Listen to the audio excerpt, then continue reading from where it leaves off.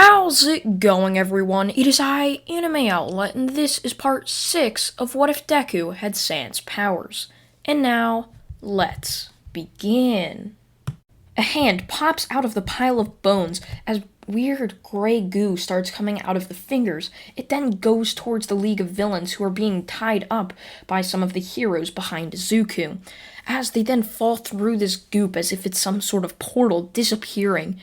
As All For One would barely manage to pull himself out of the pile of bones, but would then collapse back into it, not able to stand anymore, having used all of his energy up just trying to survive from how hard the impact was. So heroes would come flying towards there to hopefully just try to tie him up and put court-canceling handcuffs on him. Some of the heroes would walk up to Izuku and say, you know you could have died there. Why would you do that? He somehow managed to defeat All Might. Why do you think you could have beaten him? Zuko would just shake his head. I did beat him. Plus, if you're about to saying it's illegal for me to use my quirk, my powers are beyond your understanding. It's not exactly a quirk. It's something else.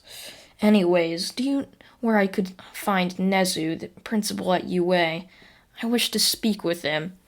As the hero would just be left speechless as Izuku would walk off towards the UA building. He would then arrive walking through the empty, lonely halls as many of the teachers had left to go fight in thing and to somehow rescue Izuku after they thought he was stuck in the villain hideout being kidnapped. So when Izuku was there, he would end up seeing Nezu in his office, looking at a TV, staring up at it, just watching the news. Hello, Nezu. Aha, Izuku. I've been expecting your arrival. Please sit down. I find it quite impressive you were able to beat All For One, for it's sad that we've lost another, a great hero, in fact. All Might, of course. It's tough, but hopefully we manage to keep All For One under seal so that he doesn't manage to escape. That's not the thing, Nezu. All Might explained to me his power, and he explained to me All For One's. All For One can transfer his power into someone else's, while All Might could too. Now that All Might's dead, this disrupts the power. All For One needs to be killed before he can get in contact with anyone else. He's killed thousands of people. Who knows what types of quirks he has that could possibly transfer his quirk into someone else that could somehow get far more powerful than him. Remember, All For One was injured. So the only way we could do this is if killing All For One, say, somehow died in prison. It'd be a cover-up. However, it'd be extremely shady. Nezu would think for a moment, wondering if Izuku was right before nodding his head. Yes, I do believe that would actually have to be the case. But right now, everything's too crazy. Do you think he possibly could have transferred his quirk already using that goo substance thing? No, that's how he arrived here. It was a portal, I believe. But seeing as he could use his quirk still, I definitely think he should be killed within a couple of hours.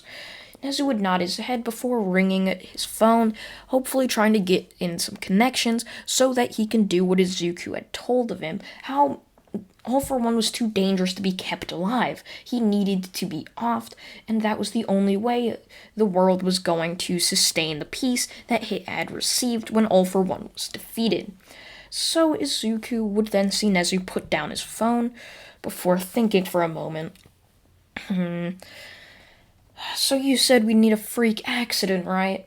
Yes, I do believe so. Well, the prison is located in a very remote area. Do you think a small-scale explosion would work? What? You could possibly release many other villains doing that. That wouldn't work at all. I do have an idea, though. And what would that be? Well, it's very simple. I go up to speak with him before I summon a bone right where his heart should be, completely destroying the heart. As Nezu would say, alright, that makes a lot of sense. Without the heart, he couldn't use his quirks either, just dying in an instant. Well, I'll have some connections to get you there. As Izuku would then be seen on a bus traveling to the middle of nowhere, as it was a very secure armored bus that made sure that nothing was following it. After a couple hours, Izuku would find his way to the prison, as he would then be escorted by a hero into it. I've heard what you are trying to do from Nezu. Do you think you're okay with killing someone? You do seem quite young. Oh, I'm fine with it. This is nothing. As Izuku would end up staring on at All For One, who was sitting with a respirator and tons of tubes going into him, allowing for him to be kept alive. It's a shame, All For One. You're gonna have to become much like some of your victims. As Izuku would then stare right at All For One's blank, empty face, as All For One would then stop. All of the heart monitors would stop, as the breathing would then stop too. Izuku had summoned a bone in there, and it was completely... no one could find the reason why.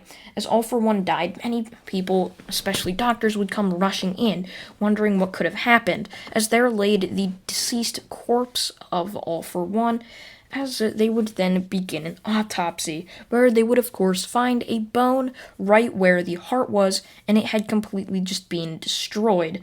Many of the heroes were not sure what it meant, as Nezu had kept it under wraps, with only him and a few select others could know. When Izuku would return the next day, his classmates were delighted to see him back, but they were also completely shocked at the sheer power that Izuku had used in his fight against All For One. They were completely amazed. There stood in front of them their own classmate that had defeated All For One, someone that their hero teacher failed to do. And that was another thing they just couldn't fathom. All Might, the number one hero, had been defeated by a random hero or a random villain they've never heard about, and now he's gone. Deceased, as a completely huge building had fallen on him. All Might was already weak to begin with because of his injury, but now there was no coming back from that, as he was already dead on impact. So Izuku would then begin his training life at UA once again, where a mourning period would end up happening for the death of All Might. And after this, Izuku would end up being received high praise by all of the news channels, deeming him as the number one hero prospect in the country. As Izuku knew this was going to bring many villainous eyes on him, wanting to catch some glory for their villain name and to possibly get some credit out there in the villain world. So Izuku, knowing this, he knew he couldn't go outside like the UA campus without being targeted by everyone. So Izuku asked for Nezu to do a favor for him. Nezu, after all the stuff that's been happening to my name and appearance, I would actually appreciate it if you managed to build dorms so that my family could move in along with the rest of the students, seeing as I'm a part of this class and the rest. Bringing all this attention to UA might cause unwanted looks from possible villains wanting to get some credit for themselves. Nezu would nod his head, agreeing with Izuku's just what he wanted again, so he decided to ask Cementos, I don't know how to pronounce the name, to build some dorms for the entirety of UA, the first, second, and third years, as Nezu would end up constructing a blueprint for the entire plan, as Cementos, the cement hero, would then begin work. When Izuku would come into class the next day, the cement hero had worked tirelessly all night to build the dorms, as Izuku would see that the UA campus had changed a ton, as Izuku would then contact his mother through Nezu, of course, saying that they need to pack their stuff as fast as they can, as they're going to be moving on to the UA campus for their safety. So Izuku would be sitting in class one day, as the class would then start talking. I heard the finals are next week. Do you guys think you're gonna fail? As the class would erupt into chatter, wondering what the finals could bring. They heard that it was going to be against robots, however that clearly wasn't the case. When the week would pass, they would all be moved into the dorms, and when they would come back to school, Nezu would be sitting in front of them all at the front of the classroom, with Aizawa by his side. Hello, class. As many of you know, I'm your principal, Nezu, here at UA. And today we're going to be doing your finals. Your hero finals, of course. Your written ones won't be due until a couple of days from now. which you all have to write let me count, a 20-page essay about the history of heroes and quirks, which you guys have to do by Friday, so you all should get that done. And if you don't get a high enough grade on this and that written exam, you're gonna have to take some summer school and possibly miss out on a training camp we're going to be doing over the summer in the mountains. So I suggest not failing this, Nezu would say, smiling towards the students, as some of the students would get worried if they were going to have to take summer school, while many of them were worried what this training camp could bring. Not sure if it was going to be a excruciatingly hard camp or not. So they would all be told to go down and put their hero costumes on, as they are going to be facing the heroes that had been their teachers for the past couple of months. Once they would go down, they would get changed before heading out to a testing site, where they would then be divided into teams of 2. Izuku would be paired up with Bakugo, while the rest of his classmates would be paired up with someone else. Izuku and Bakugo would end up being paired up against Aizawa. As Izuku, stretching there, would see Bakugo just staring off into space, mumbling to himself about how he's going to get all the glory for himself, and that Izuku's just going to be some rando after they graduate or something. Bakugo was just completely lost in his own mind. So once the word was given, they all could head into the small neighborhood-type escape. Izuku knew the objective was to take down Aizawa with minimal damage, as if you're going to take down a villain, you don't want to destroy 5 people's houses. That could be a bigger nuisance. Say if Aizawa was just a burglar, you don't want to destroy 5 houses capturing him, because now you have destroyed like thousands of dollars in property, while the burglar may have only stolen $20 worth of items. So it's clearly not what you want to do property damage, which is also one of the biggest problems with the hero Mount Lady. Since she has to grow, there's only so much space she could fit into before she starts to destroy a bunch of things, and could end up causing more and more property damage. So basically, the hero places that hire you as incoming heroes, it's going to be a lot harder if they know you're going to cost them a ton of money. So Izuku knew it's basically training to don't destroy a ton of things. So Izuku and Bakugo would end up rushing into the city looking for Aizawa anywhere.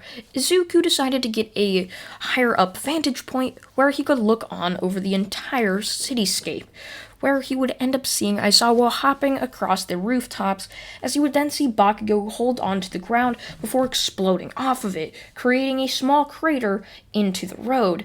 Izuku would jump off towards Bakugo, yelling at him for being an idiot, and he can't be destroying the roads like this.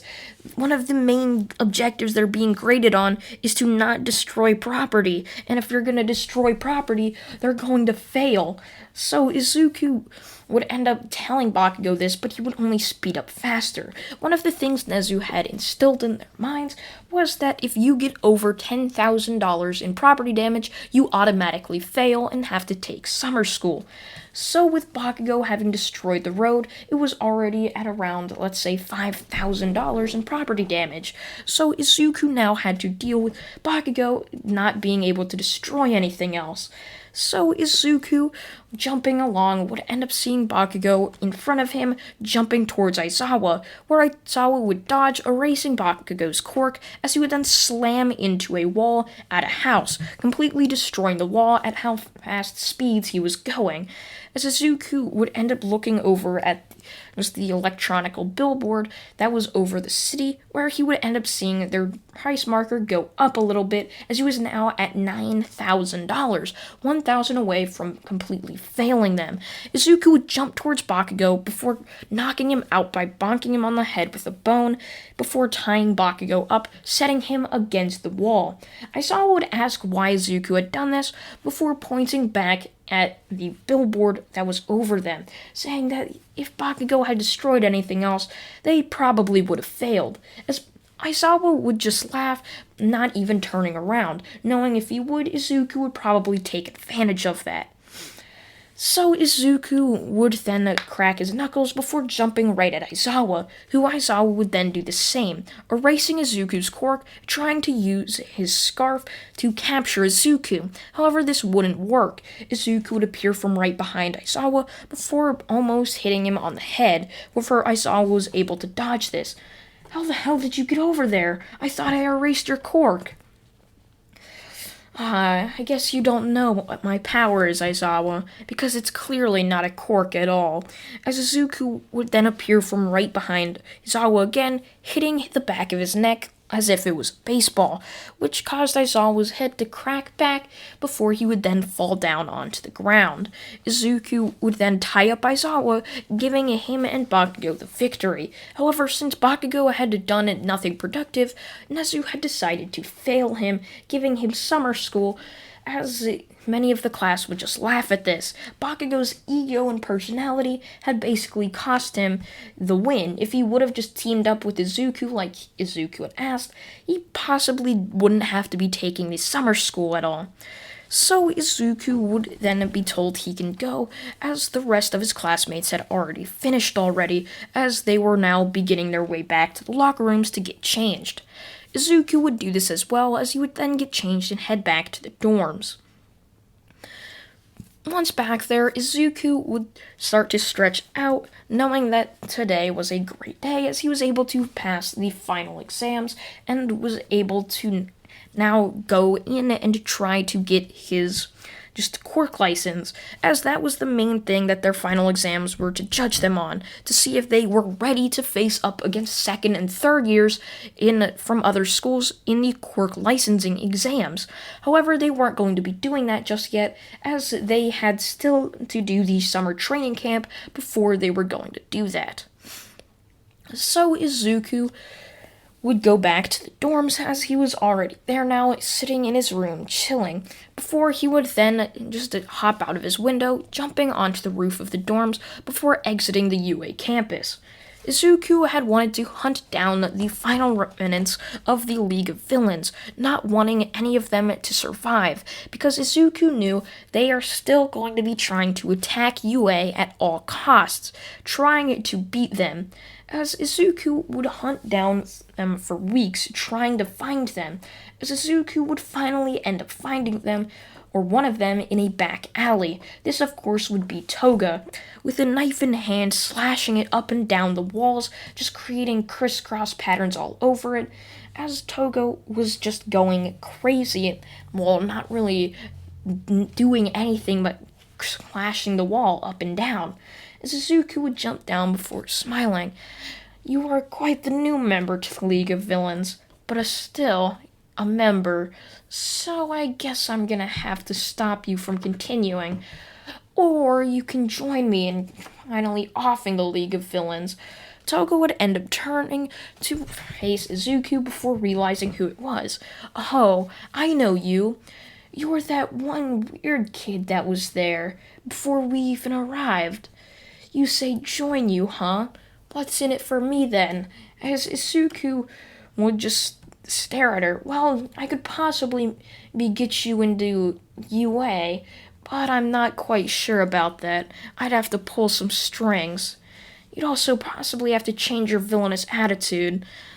And a villain doesn't really suit UA, so you'd probably have to go through rehab or something. All of a sudden, Toga would jump right at Izuku, having distracted him with her questioning about what she would end up receiving. Izuku would dodge out of the way before finishing Toga off extremely quickly. However, he didn't decide to kill her, deeming as she had barely gotten into villainy at what he had known of her. Having just joined the League of Villains, she wasn't there from when it started and when they had wronged him. So Izuku, deciding to spare Toga, would end up calling the police, saying that he had found a member of the League of Villains, before tying Toga up, sitting her up against a wall, as he would then give the police his coordinates, as he would then jump off away on the rooftops to continue his search. After about a month since the final exams, Izuku and the rest of his class would end up heading off towards the mountains to begin their training camp so that they can do and take the quirk testing and licensing exams so that they can use their quirk out in public in case they have to save anyone. And that is where I'm gonna leave this what if off, everyone. I hope you all did enjoy this video, and if you're watching this video after it's been out for a couple days, part 7 is probably already out. A link in the comments to that if it's out already. And yeah, I thank you all for watching once again, and goodbye.